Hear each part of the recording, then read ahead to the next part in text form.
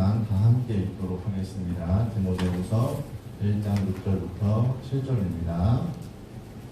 시작. 그러므로 내가 나의 안수함으로 내 속에 있는 하나님의 은사를 다시 우리 뜻하게 하기 위하여 더러 생각하게 하노니, 하나님이 우리에게 주신 것은 두려워하는 마음이 아니요 오직 능력과 사랑과 절대하는 마음이니. 아멘. 오늘 본문 말씀으로 목사님께서 말씀 전해주시겠습니다. 할렐루야. 감사하고 예수님의 이름으로 환영하고 축복합니다. 교회 와서 예배드리는 우리 성도님들이나 저쪽 더드림관 카페와 또 여기 또 유튜브에 들어와서 예배드리는 분들이 있습니다. 다 은혜 받고 하나님의 사랑을 체험하는 복된 시간 되기를 주님의 이름으로 축원합니다. 오늘은 읽은 이 디모데후서 1장 6절로 7절의 말씀을 가지고 은사를 불릴듯 하게라고 하는 제목으로 말씀을 나누겠습니다. 은사를 불릴듯 하게라고 하는 말씀은 거기 6절에 보면 있습니다. 제가 한번 읽을게요. 그러므로 내가 바울 사도입니다.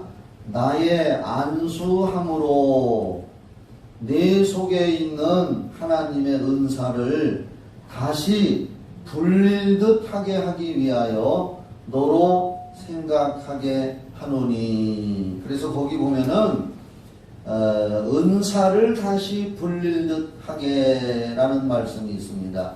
그래서 이걸 가지고 은사를 불릴듯 하게 이러한 제목을 선택하게 됐는데, 이 제목을 선택하게 된 이유를 오늘 말씀을 통해서 여러분들이 잘 깨닫고 여러분의 마음속에 잘 소유하시고 기도하는데 적용하시고 삶 속에 적용하시기를 주님의 이름으로 축원합니다. 이 디모데후서는 우리가 지금 본문으로 읽은 이 디모데후서는 우리가 너무나 잘 아는 바울 사도께서 로마 감옥에, 바울 사도가 이제 우리 사도행전에도 보면은 로마에 가서 복음을 전하고 싶었잖아요. 그런데 원치 않게 이제 그게 다 하나님의 섭리와 계획 속에 들어있는 거지요. 죄인으로 유대인들에게 붙들려서 로마로 가게 되고, 거기서 이제 자유인이 잠깐 됐다가 또 사실 바울 사도는 네로 황제 때, 로마의 황제 네로 황제 때 잡혀서 뭐 순교도 했다고 그렇게 이제 기독교 역사에 기록이 되어 있는데, 어떻든 간에 바울 사도께서 로마 감옥에 있을 때, 로마에서 감옥에 있을 때 에베소 교회에서 목회를 하고 있는 디모데 목사, 디모데가 목회자입니다. 목사. 디모데 목사에게 보낸 편지 형식으로 보낸 하나님의 말씀과 그 내용이 이 신약 성경으로 이렇게 우리가 읽고 있는 것입니다. 그래서 오늘 제가 이 말씀을 나누기 전에 디모데에 대해서 제가 이렇게 이제 인터넷에서 한번 이렇게 찾아봤습니다. 그전에도 뭐 알고 있지만은 이걸 자세히 디모데에 대해서 좀 더 오늘 설교 시간에 우리 성도님들이 알았으면 좋겠다 하는 마음을 가지고 디모데, 제가 그전에 어떤 분한테 이제 제가 이제 신학교를 다닐 때 이상하게 책을 파는 사람들이 어떻게 알고 찾아와요. 뭐 동창이다, 선배다, 뭐 하면서 어떻게 알았는지 책 사라고, 목회하면서 필요한 책 사라고. 거기에 이제 제가 책을 이만큼 산 게 있는데, 이제 뭐 무슨 주석이라든지 그 중에서 이제 디모데 성경 연구라는 걸 사서 읽어봤는데 좋더라고요. 이제 디모데 성경 연구하는 것이 그런 기관들이 많이 있어요. 디모데에 대해서. 저도 이제 오늘 이 말씀을 나누면서 디모데에 대해서 이렇게 이제 인터넷에서 자료를 조사했습니다. 제가 뭐 디모데를 직접 만난 것도 아니고 성경 읽고 디모데가 이런 사람이구나 하는 것을 알고 있지만은 좀 더 자세히 이거에 대해서 연구하고 해놓은 자료가 있어가지고 이 디모데에 대해서 한번 제가 인터넷에서 이렇게 자료를 조사를 해왔습니다. 그래서 이 디모데에 대해서 한번 제가 읽어드릴게요. 잘 들어보세요. 이 디모데의 이름은 하나님을 공경한다 그런 뜻으로 부모님이 지어줬답니다. 하나님을 공경한다.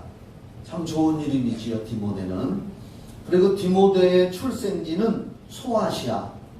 소아시아라는 말을 우리가 종종 이렇게 들어요. 소아시아는 지금의 터키입니다. 터키. 이번에 우리 여자 배구들 8강인가 거기서 터키 강팀한테 아주 5세트까지 하면서 기적적으로 방법으로 이겼잖아요. 기적 같아요. 기적.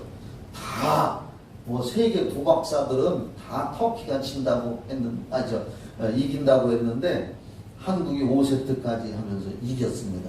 그 터키가 우리가 성경을 보면은 요한계시록에 소아시아의 7교회라고 나오잖아요. 그 7교회가 그때 당시에 초대교회 당시에 바울사도가 전도할 때에 그 터키 지역의 소아시아 7개 교회, 여러분들 요한계시록에 나오는 소아시아 7개 교회를 다 외우시는 분도 있겠지만은 거기 보면은 에베소 교회, 에베소, 소머나, 포가모, 두아디라, 사데, 빌라델비아, 라오디게아 이렇게 7개 교회가 그 지도에도 보면은 성서 지도 같은 데 찾아보면은 지도에 터키 해변가 이쪽으로 해서 이렇게 에베소 교회에서부터 쭉 7개 교회가 있습니다. 그때 당시에, 그러니까 지금으로부터 2000년 전이죠. 그때 당시에 그 소아시아의 7교회 하면은 터키 지역에 다 있습니다. 그러니까 터키가 그때 당시에는 아주 기독교의 왕성한 부흥 지역이었고 선교 지역고 에베소 교회에서부터 그 7교회가 거기에 자리를 잡고 있었고 그런데 참 아쉽게도 지금은 역사가 바뀌고 흐르고 어떠한 과정을 겪어서 터키가 지금은 거의 이슬람화가 됐습니다. 이슬람 종교를 거의 믿고 있습니다. 기독교인들은 극소수고 이 터키가 2000년 전에는 그때 당시에는 아주 기독교 선교지고 교회 7교회가 있었고 바울 사도도 그 지역을 많이 다니면서 유럽 쪽으로 이렇게 전도하고 이렇게 했는데 참 안타까워요. 터키가 그렇게 기독교가 왕성했던 지역인데 세월이 2000년 이상이 지나면서 지금은 이슬람 나라가 되어버렸습니다. 안타까운 노릇이고 지금은 그 지역이 그 교회 터가 다 무너지고 그 고고 박물관처럼 무너진 터 이런 것들이 있고 옛날에 뭐 신전 이런 것들이 보관돼 있지만은 에베소 교회 터 이런 데가 아쉽게 다 무너졌다고 하는 것 같아요. 언제 기회가 되면 가봤으면 좋겠어요. 그래서 이제 그때 당시에 그 바울이 에베소 교회에서 목회하다가 후임자로 디모데를 정해서 디모데 목사가 그 에베소 교회에서 목회를 하고 있었는데 그 목회하는 디모데에게 목회하는 방침이라든지 그 사람의 그 여러 가지 마음 상황을 봐가면서 그 바울 사도께서 로마 감옥에 있으면서 디모데전서, 디모데후서 이렇게 그래서 이제 디모데전서와 후서를 목회서신이라고 합니다. 신약성경에서. 그리고 이제 그 디모데 아까 이름은 하나님을 공경한다는 뜻이고 그 출생지는 그 터키의 루가오니오라고 하는 지역에서 디모데가 태어난 사람입니다. 그의 어머니의 이름은 유니게예요. 유니게. 여기 한번 5절을 한번 봐요. 본문 5절을 한번 거기 찾아줘 봐요. 5절에 보면 나와요. 이는 내 속에 거짓이 없는 믿음이 있음을 생각함이라. 바울 사도께서 디모데에게 편지를 쓰면서 이렇게 쓴 겁니다. 이 믿음은, 즉 디모데가 가지고 있는 믿음은 먼저 내 외조모 그리고 외조모 로이스와 그 디모데 외할머니의 이름이 로이스요. 그리고 내 어머니 유니게, 그 디모데의 엄마 이름이 유니게란 말입니다. 그래서 외할머니로부터 기독교에 대한 신앙이 아주 경건한 집안이었었는데 그 외할머니의 믿음이 그 딸 유니게, 그러니까 디모데의 엄마지, 어머니 유니게에게 있더니, 그러니까 외할머니의 신앙, 어머니의 신앙을 잘 이어받은 디모데입니다. 이건 가정에서 부모, 할머니와 그 부모님이 디모데를 어려서부터 믿음으로, 신앙으로 키웠다는 것을 여기서 알 수가 있습니다. 이렇게 디모데는 어려서부터 외할머니의 신앙과 어머니의 신앙을 이어서 아주 성경 교육을 잘 받으면서 칭찬 듣는 기독교 신앙의 모범 청년으로 자라났다는 것입니다. 그리고 디모데는 주후라는 것은 서기 이렇게도 얘기해요. 지금 우리는 주후 2001년에 살고 있잖아요. 그렇죠? 주후 48년에 바울 사도가 루스드라에 처음 갔을 때에 전도를 해서 이 디모데가 믿게 되고, 또 주후 51년에 2차 전도 여행할 때에 디모데에게 할례를 행했다. 유대인들에게는 할례 의식을 행해야 되는데 이유가 있습니다. 그래서 사도행전 16장 1절로 3절에 보면은 바울 사도가 2차 전도 여행 시에 디모데를 만나가지고 할례를 받게 했습니다. 왜 할례를 받게 했느냐? 디모데의 엄마는 유대인입니다. 그리고 디모데의 아버지는 헬라인이었습니다.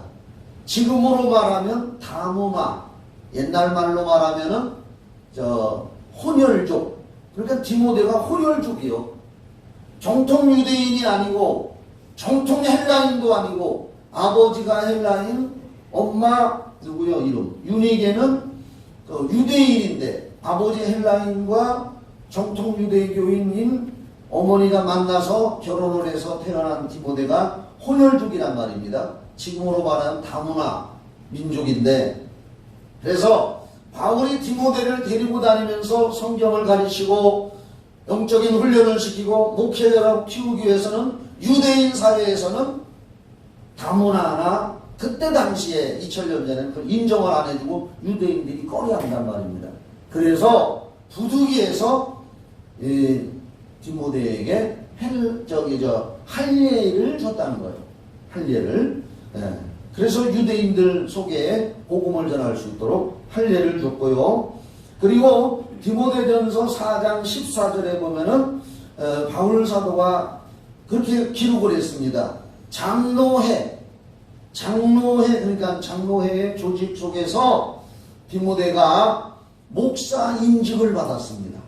장로교회 계통에서 디모데전서 4장 14절에 보면은 목사 안수를 받아요.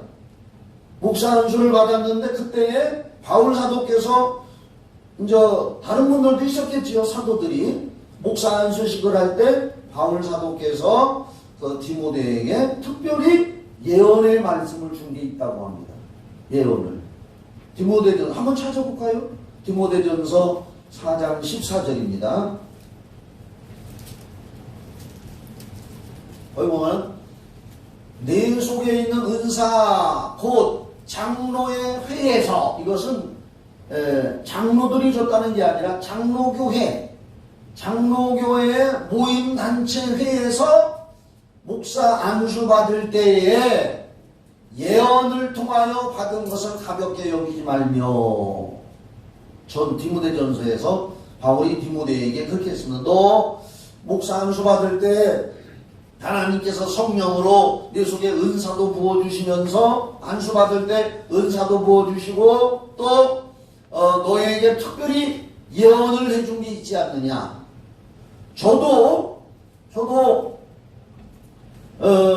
전도사 때 어떤 목사님한테 우리 교회 이제 지하실에 있을 때에 개척하고 부흥회를 온 그 신성순 목사님이라고 있는데, 그 신성순 목사님한테 제가 안수 기도를 해달라고 했습니다. 그분이 그때 당시 우리 신학교 교수였고 우리 지하실 교회에 와서 처음으로 부흥회를 하는데 그 목사님한테 제가 목사님 저에게 안수 기도해 주십시오 할 때에 그 목사님이 예언 기도를 해줬어요. 근데 예언 기도 해준 게 딴 게 아니라 히브리서 10장 35절 말씀을 가지고 저에게 기도해 줬습니다. 저는 그래서 그 목사님이 기도해 주신 히브리서 10장 35절을 저에게 주신 하나님의 예언의 말씀으로 들었습니다. 무슨 말씀이냐? 그러므로 너희 담대함을 버리지 마라. 이것이 너로 큰 상을 얻게 하느니라. 이 히브리서 10장 35절 말씀을 그 목사님이 나한테 안수해 주면서 그 말씀을 주셨어요. 그래서 그 말씀을 찾아서 읽어보니까 전도사 초년병이 목회하는데 담대하지 못하면 안 된다. 담대하게 하나님 말씀도 전하고 담대하게 귀신도 쫓고 담대하게 안수도 하라는 것으로 저는 깨닫고 그때서부터 막 하기 시작한 거예요. 하나님 맹 믿고 담대하니까 하나님이 도와주시더라고요. 아마 디모데도 목사 안수를 받을 때에 그렇게 하나님의 성령의 은사를 통해서 바울 사도를 통해서 저 디모데전서 4장 14절을 보면은 그때의 예언을 통해서 받은 것을 가볍게 여기지 말고 그 말씀 예언 주신을 가지고 목회하는데 15절에 또 이 모든 일에 전심전력하여 너의 성숙함을 모든 사람에게 나타나게 하라. 목회하는데 주저주저 하지 말고 성숙한 그 말씀을 가지고 예언 받은 걸 가지고 목회하라. 이렇게 그러니까 장로교단에서 목사 안수를 받은 사람이 디모데입니다. 디모데. 그리고 바울 사도와 함께 소아시아, 헬라, 마케도니아, 로마 등지에 순회 전도 활동을 하면서 바울 사도가 그를 가리켜 나와 함께 수고하는 자, 또 내 귀하고 신실한 아들. 사실 바울 사도는 독신이거든요. 결혼을 안 했습니다. 하나님의 일만 하느라고. 그런데 디모데라는 청년을 만나가지고 잘 신앙교육을 시켜서 목사 안수 주고 영적인 신실한 자기의 영적 아들로 삼았습니다. 그래서 나의 신실한 아들이다. 오늘 여러분들은 하나님 앞에 아들, 딸이 된 줄 믿으시기 바랍니다. 그리고 저의 목회에 여러분들도 다 영적인 뭐라고 할까요? 제자라고 할까요? 그런 분들입니다. 아멘 해주세요. 김선한 목사의 영적 제자라고 생각하고 아멘 해주세요. 예. 그래서 바울은 나의 신실한 아들이라고 했어요. 디모데한테. 어떤 때는 형제라고도 하고 믿음의 참 아들이라고 하고 사랑하는 아들 디모데야 이렇게 하고, 그리고 히브리서 13장 23절에 보니까 바울과 함께 로마 감옥에 잠시 갇혔었어요. 디모데도. 그리고 풀려났다고 합니다. 그게 히브리서 13장 23절에 나와요. 제가 가전에 언젠가 혼자 성경을 읽다 보니까 디모데가 로마 감옥에서 갇혔다가 풀려났다고 나오더라고요. 그래서 나는 그걸 읽으면서 우리가 사실 히브리서는 누가 썼는지 저자가 안 나와. 물론 성령님이 원저자지만 히브리서는 공동서신이라 그래가지고 직접 기록한 사람 이름이 없습니다. 근데 나는 이 히브리서 13장 23절에 디모데가 로마 감옥에 갇혔다가 풀려났으니까 잘 영접하라 라고 하는 그런 말씀을 읽고서 이 히브리서도 바울 사도께서 기록하지 않았나 이런 마음을 한번 가져보기도 했습니다.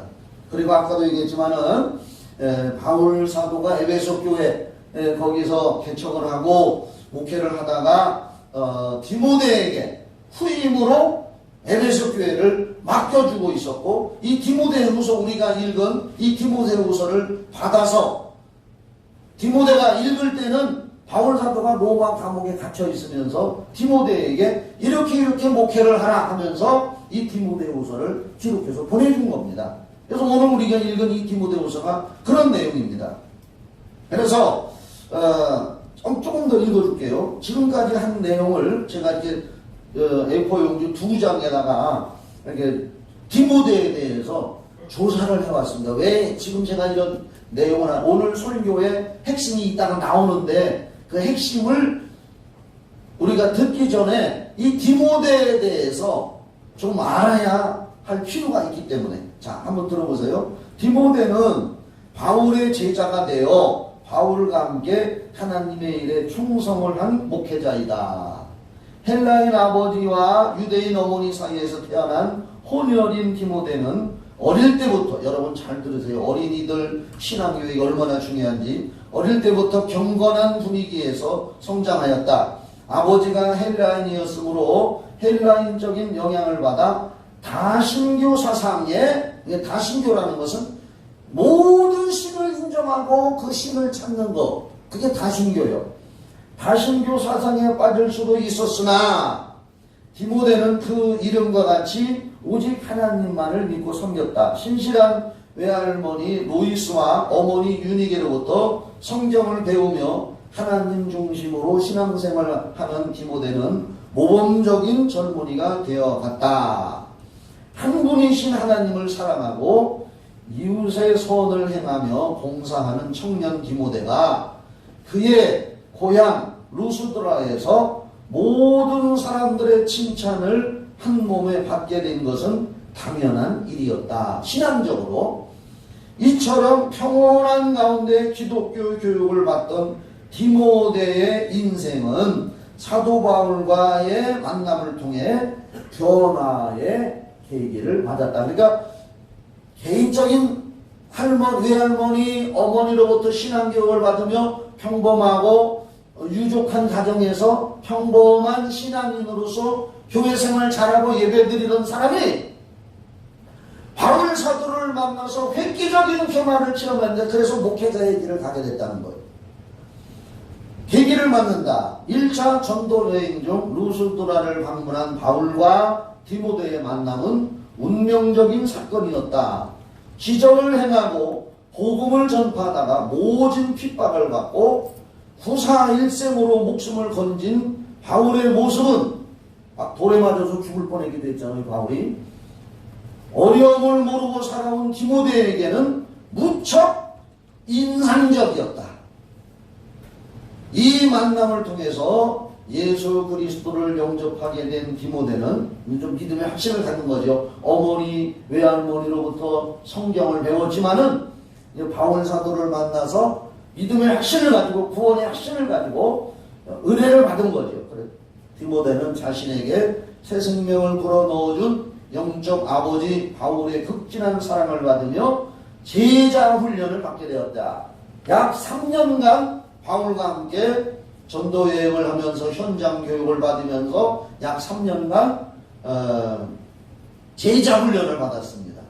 여러분들도 그 제자 훈련 내용을 우리 교회 강도사님이 밴드나 뭐 이런 데에서 올려놓을랑 여러분들도 잘 읽어보시고 제자 훈련도 받아보시기를 권면합니다. 네. 그래서 어린 시절부터 가정에서 성경 공부를 함으로써 기반이 다져진 디모데의 믿음은 바울의 가르침을 받는 가운데 점차 성숙되어 갔다. 온유하고 충성스러운 성품과 훌륭한 인품을 소유한 디모데는 바울의 사랑하고 진실한 아들이 되기에는 부족함이 없었다. 이와 같이 믿음 안에서 참 아들이 된 디모데를 바울이 2차 전도 여행에 동행케 하였다. 유대인들의 반발을 막기 위해 할례를 받고 장로교단에서 안수까지 받은 디모데였지만 본격적으로 바울의 동역자로서 부족함이 있을 수밖에 없는 하나의 인간이었다. 그런 내용이 이제 또 나옵니다. 디모데는 성경은 잘 배우고 제자 훈련을 받고 이제 목회의 길로 들어서고 이렇게 했지만은 그는 여기 이거 잘 들어봐요. 그는 부끄러움을 잘 타는 소심하고 내성적인 성격인데다가 병약하기까지 한, 그래서 디모데는 병을 많이 가지고 있어도 위장병을 잘 앓았다고 나와요. 그래서 우리가 디모데에서 읽어보면 바울이 디모데야 너 위장병을 많이 앓고 있구나. 근데 바울이 기도해서 고쳐주지 않은 데는 잘 모르겠어요. 이거 왜 그랬는지. 위장병을 앓고 있어가지고 바울이 디모데에게 그런 얘기하는 성경이 나와요. 이제는 자주 나는 비위, 그러니까 위장이 뭐 뒤틀리거나 이렇게 비위, 위궤양 같은 병에 포도주를 조금씩 쓰면은 너 좀 나아질 거다 하고 바울이 권면하는 얘기가 나와요. 안수해서 고쳐줄게 하는 얘기가 아니라 포도주를 조금씩 쓰면은, 여러분 매실이 위장에 좋다는 거 아시지요? 매실이 좋다는 거예요. 그러니까 속이 안 좋으신 분들은 매실을 드셔봐요. 그러니까 그런 내용이 나옵니다. 그래서 디모데는 부끄러움도 잘 타고 소심하고 내성적인데다가 위장 계통에 좀 약점을 가지고 있었습니다. 그래서 나이 어린 디모데는 거친 광야가도 같은 세상에서 하나님의 교회를 인도해 나가는데 너무도 힘이 들었다. 디모데는 고린도 교회의 문제들을 해결하지 못하고 아마 고린도 교회에서도 목회를 좀 했었던 것 같아요. 고린도 교회 보면은 사도행전에 뭐 바울파, 개박파, 뭐 누구파, 예수파, 파당이 갈리고 은사는 풍성했어요. 고린도 교회 알잖아요. 우리 성경 읽어보면 그 교회가 부흥이 되고 은사 충만해서 막 9가지 은사들이 막 나타나고 하는데 이상하게 교인들이 하나가 안 되고 패가 갈렸어. 패가 갈리게 하는 건 따라합시다. 마귀 역사다. 마귀의 이름은 디아볼로스, 달라지게 한다. 그래서 믿음이 시들시들하게 하는 것이 디아와 볼로스가 합성어가 디아볼로스. 디아는 잘라지게 한다. 볼로스는 시들시들하게 한다. 마귀는 우리를 하나님으로부터, 말씀으로부터, 믿음으로부터 잘라지게 해서 시들시들하게 한다.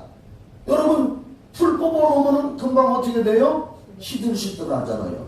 우리는 하나님 앞에 요한복음 15장처럼 포도나무에 꽉 예수님 포도나무에 붙어 있어야 되는 줄 믿으시기 바랍니다. 그래서 이제 이 고린도 교회 문제를 잘 해결하지 못하고 훗날 바울의 후임으로 있던 에베소 교회에서도 지금 여기서부터 잘 들어봐요. 내가 왜 디모데에 대해서 이렇게 조사를 해서 읽어주느냐, 설교가 아니고 왜 읽어주느냐 하는 것을 여러분들이 이따가 이제 본론으로 들어갈 겁니다. 에베소 교회에서도 복음 전파하기를 두려워하고 디모데는 소심하고 했단 말이에요. 그래서 두려워하고 또 그 주변에 진리를 왜곡시키는 거짓 교사들을 두려워함으로 그의 한계를 드러냈다 이거예요. 디모데가 목회를 하면서 에베소 교회에서 소심하고 하나님이 그에게 은사도 주고 목사 안수 받을 때 예언으로 그에게 특별한 은사를 줘서 아마 성경 가르치는 은사를 줬는지 잘 모르겠지만 어떤 은사를 줬는데 디모데가 막상 에베소 교회 이런 데서 목회를 하면서 자기에게 주신 은사를 활용하지 못하고 소심해서 주저주저하고 이렇게 하니까 바울이 이 디모데 후서를 기록한 거예요. 자, 그래서 목회의 한계를 드러냈다 그 말입니다. 그렇지만 이처럼 어려움에 직면할 때마다 디모데는 바울이 보내준 서신, 이 디모데 전서, 디모데 후서를 통해 위로와 가르침을 받고 고비를 넘길 수 있었다. 디모데 또한 고독한 사도의 길을 가는 바울에게 있어서는 그의 마음에 큰 위로를 주는 동반자가 되어 주었다. 그러니까 바울과 디모데가 그런 서로 목회의 동반자 관계, 영적인 아들과 영적인 아버지 관계로 서로 위로해주고 서로 도움을 줬다 이거죠. 사실 바울 같은 분은 강력한 능력이 있고 막 성령의 능력을 행하고 하나님의 나라는 말에 있지 않고 능력이 있느니라. 고린도전서 4장 20절 그러면서 막 강력하게 복음을 증거하고 루스드라 지방에 가서 사도행전 14장에 보면은 그때 아마 디모데가 본 것 같아. 날때부터 안진뱅이 된 자를 설교하다가 네 말로 일어서라 하고 바울이 명령하니까 그 사람이 뻘떡 일어나잖아요. 사도행전 14장에 나와요. 그런 장면을 디모데가 봤다고 말이에요. 바울은 그런 목회를 하면서도 사실은 인간적으로 보면 결혼도 못한 사람이죠. 하나님의 일을 위해서 여러 지역 전도하러 다니다 보면 때로는 외롭기도 하지요.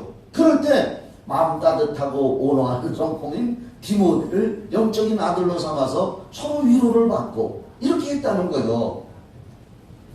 그리고 동반자가 되었고 사고력과 인내력이 뛰어난 반면 디모데는 우유보다는 디모데에게 나 같은 게 왜 아마 우유보다는 디모데에게 바울의 추진력과 결단력이 잘 조화되어 두 사람의 아름다운 인간관계는 곧바로 하나님 나라의 확장과 연결이 되었다. 바울과 디모데 사이에 이러한 관계를 마지막 순간을 맞이한 바울이 디모데를 찾아 후계자로 삼으려는 모습 속에도 잘 나타나 있다. 이걸 이제 우리가 이 디모데후서를 읽어보면은요, 끝부분에 가서 디모데후서 그 4장에 보면 바울이 나와요. 바울은 로마 감옥에 있으면서 기도하는 가운데 내가 언제쯤 처형이 될 거구나 날짜를 알게 됐습니다. 그래서 내가 이제 죽을 때가 다 돼가니까 디모데야 얼른 와봐라. 나 좀 와서 마지막 찾아와라. 올 때 그냥 오지 말고 감옥에 있으니까 추워. 그러니까 내가 그 전에 입었던 외투 그것 좀 가지고 오고 그리고 가죽에다가 쓴 그 성경책 있잖아. 내가 그때 가지고 다니는 거 그거 좀 꼭 가지고 와라고 디모데에게 부탁을 합니다. 마지막 형장의 이슬로 처형돼 목이 잘려서 바울이 순교했는데 그렇게 죽기 전에 디모데에게 한번 와라. 겨울 되기 전에 와라. 겨울이 되면 지중해 바다가 얼어서 배들을 탈 수가 없으니까 겨울이 되기 전에 와라. 겨울이 지난 다음에는 나는 처형돼서 세상에 없을 수도 있으니까 디모데야 얼른 좀 한번 와라. 이 디모데후서 4장 읽어보면은 끝부분에 그렇게 나와요. 디모데야 얼른 좀 와봐라. 죽기 전에 바울이 디모데에게 그렇게 부탁을 하고 이 디모데후서를 쓰면서 그래서 서로 이렇게 바울과 디모데는 아름다운 스승과 제자요 서로 위로하고 서로의 부족한 것을 보충해주는 아주 좋은 목회의 동역자로서 또 대스승인 대목회 선배인 바울이 디모데에게 이 디모데후서를 쓰면서 에베소 교회에서 영적으로는 그 악한 영들 이방신들의 공격이 많은 에베소 그 에베소 지역이 아주 이방 신들이 많아요. 여러 잡신이 많은 지역에서 목회하는 에베소는 영적 싸움을 해야 돼요. 디모데가 그런 곳에서 목회하고 그 디모데에게 바울이 오늘 우리가 읽은 이 디모데후서 중에서도 디모데전서 1장 6절로 7절을 왜 이렇게 기록했느냐 이걸 오늘 제가 말씀드리는 거예요.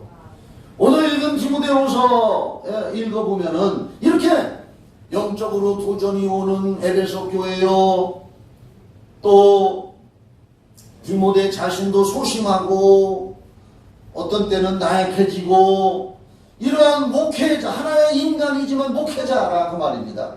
그에게 바울이 편지를 하면서 오늘 본문 그러므로 내가 나의 안수함으로 그 6절을 한번 다시 디모데후서 1장 6절을 다시 한번 띄워줘 봐요. 사실 바울은 지금 로마 감옥에 있기 때문에 디모데에게 직접 안수 기도는 못했을 겁니다. 그런데도 그러므로 내가 나의 안수함으로 옛날 디모데전서 4장 거기 너 목사 안수 받을 때 예언 기도하고 너 그때 은사 받은 거 있지 않냐 그거 내가 안수 안수할 때 하나님이 너에게 준 건데, 마치 모세가 여호수아에게 안수할 때에 그런 은사를 신명기 34장 9절에 줬고, 또 사도행전 8장 거기에도 보면은 베드로와 요한이 사마리아 교회에 가서 빌립 집사가 개척하고 예수 믿고 있는 성도들에게 안수해서 성령 받게 했던 것처럼, 지금 바울이 디모데에게 다시 안수 기도해서 너 처음에 목사 안수 받을 때 은혜 받고 성령 받고 하나님이 예언 기도 해줘서 담대함으로 목회하라고 했는데 너 좀 약해졌구나. 그래서 너에게 다시 내가 안수함으로 네 속에 있는 하나님의 은사를 다시 한번 그냥 막 불릴 하도록 해서, 이 말은 뭐냐? 내가 너에게 안수 기도를 할 수가 있다면 너를 안수 기도해서 너 그전에 받은 은사를 다시 지금 소멸하고 있다. 너 은사가 옛날에 충만하고 성령 충만하고 뭐 이렇게 했는데 너에게 다시 한번 안수함으로 네 속에 있는 하나님의 은사를 다시 불릴 듯하게 하기를 나는 원한다. 그렇게 한 겁니다. 그러면서 뭐라 했느냐? 불릴 듯하게 해서 7절에 보면 하나님이 우리에게 주신 것은 두려워하는 마음이 아니라는 말이에요. 여러분, 이따가 결론적으로 또 나올지 모르지만 성령 충만할 때 여러 가지 은사도 하나님이 주시지만은 제가 이 얘기하려고 하는 거예요. 은사도 주시고 여러 가지가 있지만은 성령 충만에 가장 내가 지금 성령 충만한 상태다 하는 것을 알 수 있는 것은 담력인 줄 믿으시기 바랍니다. 담대함이요. 불신자를 만나서 전도해야지 하고 갔는데 막상 아이고 못한, 이건 주저주저하는 마음은 성령 충만이 아니라는 말입니다. 그래서 바울은 디모데에게 디모데후서를 써주면서 그와 같이 소심하고 나약하는 데 빠져있고 많은 외부의 영적 공격을 받는 디모데에게 내가 다시 너한테 안수 기도해서 내 속에 있는 하나님의 은사를 불릴 듯하기를 원한다. 다시 한번 불릴 듯하게 되기를 원한다. 너 기도해라. 이러한 말씀을 여기 디모데에게 하고 있는 겁니다. 다시 제가 여기 준비한 걸 읽어볼게요. 자, 바울 사도는 디모데에게 오늘 읽은 하나님의 말씀의 핵심은 뭐냐? 하나님이 주신 사명을 가지고 너 디모데전서 4장 14절로 16절에서 그 우리가 아까 본 내용대로 장로교회에서 목사 안수직을 받을 때 하나님의 성령으로 내게 예언을 했듯이 복음 전파와 주님의 일을 다 하라. 다 하고, 그리고 그 복음 전파하는 일을 하는 데에는 고난도 따라온다. 한번 8절을 읽어봅시다. 오늘 우리 8절을 본문으로 안 읽었지만은 8절 읽어봐요. 그러므로 너는 내가 우리 주를 증언함과 또는 주를 위하여 갇힌 자 된 나를 부끄러워하지 말고, 내가 지금 로마 감옥에 갇혀있다고 해서 너 부끄러워하지 말고 오직 하나님의 능력을 따라 다 같이 읽어요. 시작. 복음과 함께 고난을 받으라. 여러분, 주님의 일을 하고 복음을 증거하는 일을 할 때는 고난도 따라올 수가 있다는 거예요. 예수를 믿고 우리가 천국까지 가는 과정에 삶 속에 고난이 올 수도 있단 말입니다. 예수 믿고 은혜 받고 구원받고 성령님 오셨다고 해서 우리가 예수 믿었는데 왜 고난이 내게 오느냐, 왜 시험이 오느냐 하고 하나님 원망하지 말라고 말이죠. 예수 믿었어도 이 땅에 사는 동안에, 육신을 가지고 사는 동안에는 물질을 통해서 고난이 올 수도 있고, 건강을 통해서도 고난이 올 수도 있고, 자녀를 통해서도 고난이 올 수가 있고, 직장 동료들을 통해서도 고난이 올 수가 있고, 지금 우리가 살아가는 코로나 때문에 고난이 올 수도 있고, 그래서 자영업자들이 어려운 고난을 당할 수도 있고 등등, 복음과 함께 우리가 고난을 받으면서 천국까지 살아가고 있는 인생의 과정에 우리는 지금 놓여 있다는 것을 꼭 기억하시기를 주의 이름으로 축원합니다. 그래서 바울은 그 연약한 디모데에게, 그래서 제가 아까 디모데에 대해서 길게 조사해 와서 읽어준 이유가 그겁니다. 디모데가 지금 이러한 에베소 교회 담임을 하고 있는데 스승님이 지금 감옥에 갇혀서 처형이 얼마 안 남겨있다고 의기소침해 있다 이 말이요. 그래서 내가 감옥에 갇혀있는 것을 부끄러워하지 말아라. 인간은 어차피 한 번 다 죽게 돼 있는 거 아닙니까? 그러니까 부끄러워하지 말고 하나님의 능력을 따라 너도 복음과 함께 고난을 받으면서 담대히 에베소 교회에서 하나님의 일을 해나가라. 그렇게 권면하면서 특별히 오늘 우리 설교 제목처럼 내 속에 있는 하나님의 은사를 다시 불린 듯하게 하기를 원한다. 여러분, 지금 우리는 지금 이 시대에 많은 부분에 있어서 코로나 이 일부 시대를 맞이해서 많이 우리가 신앙에 자칫 잘못하면 침체의 길을 걸어갈 수가 있고, 또 이 코로나 때문에 실제적으로 통계로도 나와 있는데 많은 사람들이 교회를 못 오다 보니까 이 우리 기독교 신앙이라는 것은 주일마다 교회를 와야 그래도 신앙이 유지되는 줄을 믿으시기 바랍니다. 교회를 오지 않고 있으면 자기 자신도 모르게 나는 뭐 믿지 뭐 하나님 내 마음에 모셨으니까 나 예수 믿어 난 죽어도 구원받아 이렇게 말은 하지만 자기도 모르는 사이에 교회를 오지 않다 보면은 세상 일에 빠지게 되고 신앙을 잃어버리는 확률이 크다고 말이에요. 그렇기 때문에 어떻게 보면은 오늘 우리에게도 지금 이 시대를 살아가는 우리들에게도 우리에게 주신 하나님의 은사를 다시 돌릴 듯 하게 해야 되는 시기가 오늘날 우리들이 마음판에 받아야 할 기도 제목이 아니겠습니까? 제가 그때는 제가 예수 안 믿을 때인데 우리 고향에 가면은 장로교 통합측 교회가 오래된 교회가 지금도 있어요. 저는 뭐 그 후에 이제 병들어서 순복음교회로 그 밑에 있는 순복음교회로 예수를 믿으러 갔지만은 그 동네에 장로교회가 있습니다. 나는 그때 예수 안 믿을 때인데 그 장로교회에서 부흥회를 하더라고요. 나는 부흥회가 무슨 말인지도 모르겠습니다.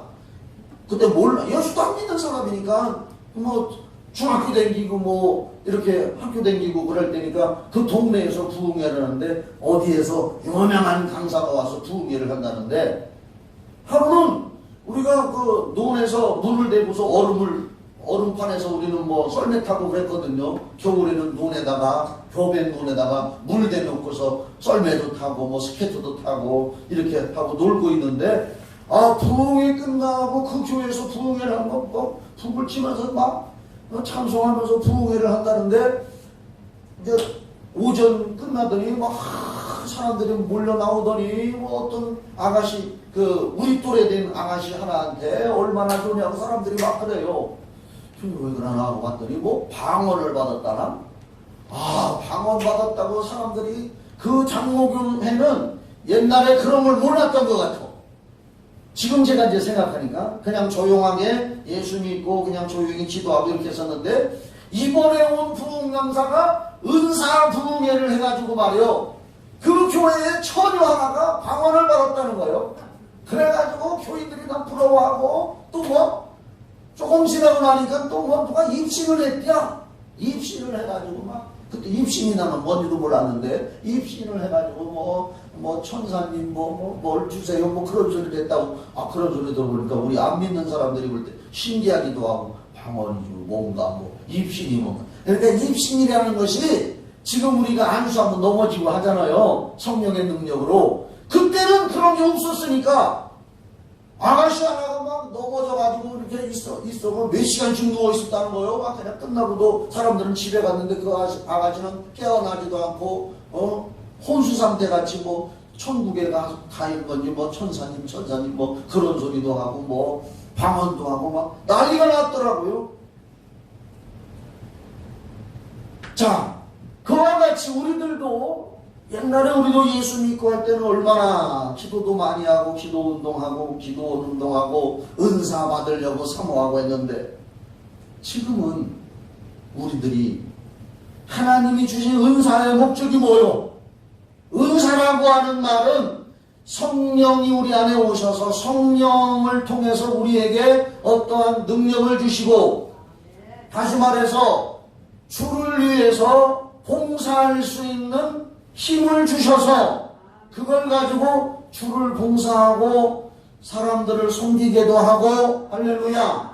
그리고 자기 자신의 신앙에 유익하도록 하기 위해서 성령을 통해서 은사를 줬다고 했는데, 고린도전서 12장 4절부터 쭉 읽어보면은 9가지 은사가 나오는데, 방언, 예언, 방언, 통역, 병 고치는 거, 믿음, 다 잊어먹어서 생각이 안 나네, 아직. 지금 막 급하다 보니까. 그러니까 9가지 은사가 거기 나와요. 여러분들 중에서도 옛날에 방언하다가 지금 안 하는 사람들도 많이 있을 거예요.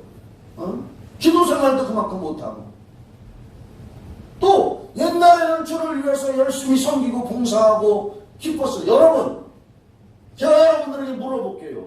여러분들은 하나님이 예수 믿고 구원받고 성령 받아가지고 내게 어떤 은사를 주셨는지 아십니까?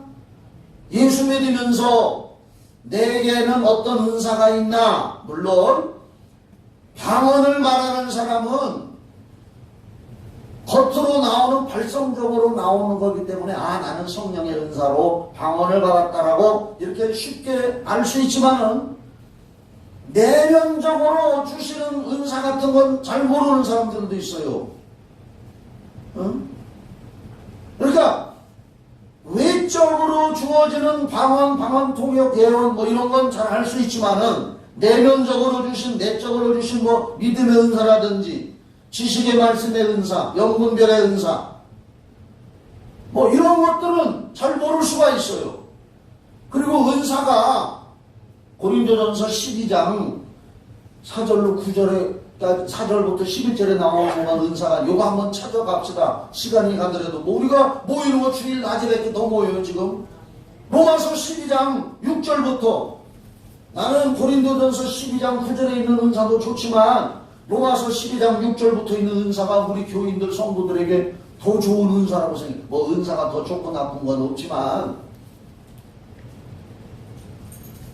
거기 보면은 여러분 은사, 난 봐요. 은사 하면은 고린도전서 12장 4절로 11절에 9가지 은사, 요것만 생각하는 사람들이 혹 있을지도 몰라요. 그러나 로마서 12장 6절부터 보면은 우리에게 주신 은혜들은 이게 은사요. 받은 은사가 각각 다르니 성도들에게 주신 은사는 다 다른 줄 믿습니다. 다르니 혹 예언이면 예언의 은사 여기도 나오고 고린도전서에도 나와요. 또 믿음의 분수들, 혹 섬기는 일, 여러분 섬기는 은사 충만하기를 주의 이름으로 축원합니다. 고린도전서 12장 거기에는 섬기는 얘기는 안 나와요. 그런데 로마서에는 섬기는 것을 은사로 나와 있습니다. 혹 가르치는 데는 가르치는 일로, 성경을 다른 사람한테 잘 가르치는 은사를 받은 사람이 있습니다. 또 가르치는 은사, 또 올려 위로하는 자는 위로하는 일로, 슬픔을 당했거나 어려운 일을 당한 사람들에게 하나님의 말씀으로 잘 권면해서 위로해주는 사람들이 있는데, 이 위로하는 것도 은사 중에 은사인 줄 믿으시기 바랍니다. 위로하는 은사, 구제하는 은사, 내가 가지고 있는 것으로 어려운 일 당한 사람을 구제하고 도와주는 구제의 은사, 그런 은사 받은 사람. 또 다스리는 은사, 리더십, 영어로 말해서 리더십. 많은 사람들을 잘 다스리고 통제하고 좋은 길로 이끌어가고 그 사람이 말하면 사람들이 또 잘 따라요. 이게 리더십, 다스리는 은사 얼마나 중요해요. 우리 목장의 목자들아, 아멘도 안 하네. 목장의 목자들아, 다스리는 은사를 구할지어다. 다스리는 은사. 또 긍휼을 베푸는 자는 긍휼, 남을 불쌍히 여기고 어려운 일 당한 사람은 불쌍해라 가서 위로해주고, 이 긍휼을 베푸는 은사가 성도 간에 있어야 된다는 말. 얼마나 좋아요. 방언도 중요하지만 혼자 냈다 방언하는 것보다 남을 위로하고 긍휼히 여기고 구제하고 섬기고 사랑하고 하는, 이게 지금 고린도전서 아니 로마서 12장에 보면은 이런 은사가 나온단 말이에요. 아멘 하세요. 자, 그런데 나 혼자 열내고 있네. 설교하다 보면 이제 자꾸 열이 나. 마음이 급해져. 자꾸 더 가르쳐주고 싶은데 그냥. 나는 설교하러 올라올 때마다 하나님 앞에 다짐을 하면서 기도하는 게 있어요. 하나님, 나 살살 좀 하게 해주시옵소서. 살살 좀, 조금은 살살 좀 하게 해달라고 몇 번씩 기도하는데 여기서 하기만 하면 이게 안 돼. 아주 죽겠어 나도 그냥. 응? 시간은 가고. 자, 봐봐요. 아까도 얘기했지만은, 그러면 내게 어떤 은사가 있는지 여러분 알아야 되잖아요. 그래서 그걸 더 개발하고 더 기도해서 은사가 불릿하게 해야 되잖아요. 그럼 내게 있는 은사를 알 수 있는 최고로 좋은 방법이 뭐냐? 내게 있는 은사를 알 수 있는 방법은 빌립보서 2장 13절. 자, 그거 찾아줘. 이거 하고 마치자 이제. 그만하냐 이제. 찬송하고 기도도 하고 오늘도 안수기도 할 건데 얼른 해야 되니까. 빌립보서 2장 13절.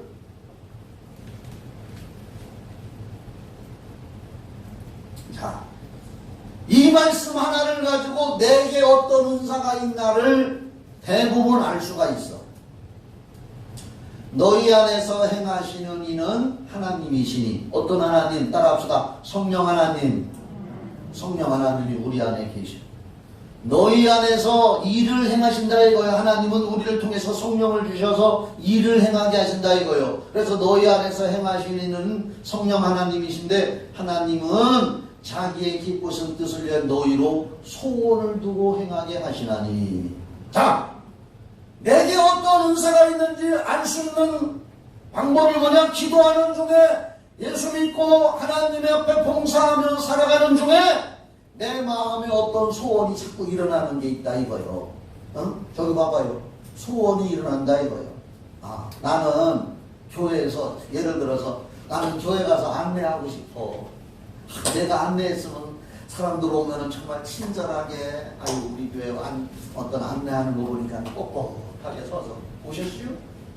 오셨슈 하면서, 아니 그렇다는 게 아니라 예를 들어서 오셨슈 하면서 주부만 주고 있는데, 아유 내가 안내한다면 오는 사람마다 그냥 주부를 주면서 어서 오세요. 어떻게 한 주일 잘 지냈습니까?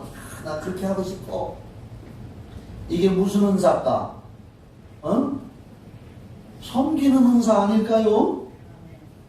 만약에 마음에 그런 소원이 막 일어나는 사람이 있다. 그러면 그 사람은 그런 섬기는 은사예요. 아멘 하세요. 그 일을 하라 이거예요. 그 일을. 나는 지금도 아픈 사람만 보면 귀신 쫓아주고 싶어. 진짜요. 나는요, 누가 아프다고 말하면, 아이고 저 사람 나 귀신 쫓아주고 싶네.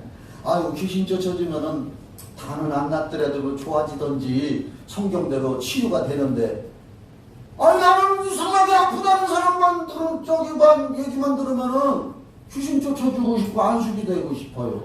그럼 무슨 은사요? 능력 행하고 믿음의 은사고. 나는 믿음의 은사가 있고요, 하나님의 말씀은 살아계신 하나님의 말씀이라고 믿고, 나는 믿음의 은사 내가 알아요. 또 병 고치는 은사, 귀신 쫓는 은사는 뭐냐? 어떤 이에게는 능력을 행하게 하는. 고린도전서 12장에 나오잖아요. 그러니까 빌립보서 2장 13절에 나는 이렇게 뭘 하고 싶다. 나는 물질만 있다면 그냥 11조 그냥 10의 구조하고 싶어. 10의 구조. 그런 사람들은 섬기는 은사, 구제하고. 하나님이 예를 들어서 자기 마음에 기도하는 중에, 믿음 생활하는 중에 하고 싶은 게 이렇게 자꾸 떠오르는 게 있다면, 소원이 생기면 그걸 해야 되는 줄 믿으시기 바랍니다. 안 하면 하나님이 주신 것도 성경에 보면은 하나님의 성령은 근심도 하신다 그랬어요. 에베소 4장 30절에 내가 너에게 은사를 줬는데 왜 안 하느냐. 성령은 에베소 30절에 근심도 하신다 그랬어요. 그러면 데살로니가전서 5장 19절에 성령의 은사는 소멸할 수도 있다고 나와요. 하나님이 주셔서 이렇게 소원 주셔서 그 일을 하고 해서 네 신앙도 성장하고 교회도 유익하고 하나님도 유익하고 사람들에게도 유익하게 해야 되는데 그걸 못하고 있다면은 하나님의 성령도 근심하시고 또 은사가 소멸도 된다는 말이에요. 믿으시기를 바랍니다.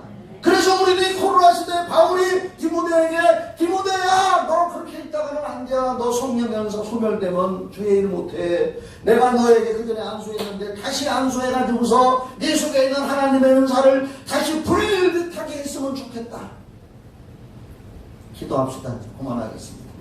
오늘 찬송하고 그냥 통성기도만 합시다. 시간 없어서 안수기도 못하겠어. 지금 12시 7분이요. 기도합시다. 하나님 아버지, 그렇습니다. 코로나 때문에 모두 다 신앙의 위축을 받고 어려워하고 있습니다. 일할 때 우리는 더 기도해서 하나님이 내게 주신 처음 믿을 때 주신 하나님의 성령의 은사가 많이 소멸됐습니다. 방언하던 사람이 방언을 잊어버리고 하지도 않고 있는 사람이 있습니다. 그 외에 여러 가지 주신 은사 봉사하고 섬기지 못하고 하나님의 성령을 근심시키게 하고 있는 분들이 있습니다. 성령을 소멸하지 말라 그랬습니다. 하나님, 기도해서 내 속에 있는 은사 다시 한번 불릴 듯하게 하는, 그래서 이 시대를 정복하고 승리하는 우리 되게 하여 주시옵소서. 예수님의 이름으로 기도합나이다. 아멘. 찬송하고 통성기도만 합시다. 시간 없어서.